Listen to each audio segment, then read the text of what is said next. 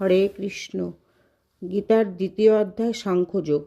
ভগবান শ্রীকৃষ্ণ বিষাদগ্রস্ত অর্জুনকে পাপ পুণ্য কর্তব্য অকর্তব্যের নিগুড় তত্ত্বকথা বুঝালেন এবং বলিলেন, তুমি যাহা বলিতেছ তাহা অতি সত্য। যুদ্ধ করিতে হইলে উভয় পক্ষেরই মৃত্যু হইবে, তাহাতে কোনো ভুল নাই। কিন্তু এই মৃত্যু কাহাকে বলে? মানুষ প্রথমে জন্ম লয় শিশুরূপে, ক্রমে তাহার শৈশব কৈশোর যৌবন অতীত হইয়া বার্ধক্যে উপনীত হয়।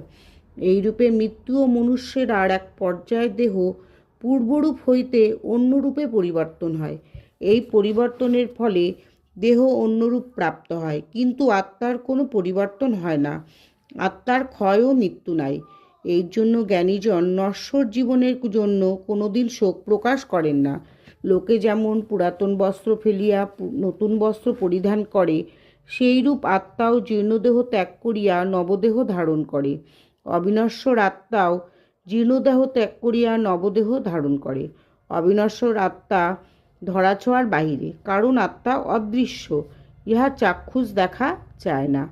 আমরা যেভাবে আমাদের মন ও ইন্দ্রিয়ের দ্বারা আত্মা দেখিতে পাই না, যোগজ্ঞান ও ব্রহ্মজ্ঞানের অভিনিবেশ এই আত্মার দর্শন লাভের জন্য। কর্মই ধর্ম, অতএব কর্ম সকলকেই করিতে হয়। ইহাতে ব্রহ্মজ্ঞানীও বাদ যায় না। তবে ব্রহ্মজ্ঞানীর কর্ম নিষ্কাম। ভগবান শ্রীকৃষ্ণ অর্জুনকে এইরূপে নিষ্কামভাবে যুদ্ধ করিয়া ক্ষত্রিয়ের ধর্ম পালন করিতে বলিলেন। রাধে রাধে।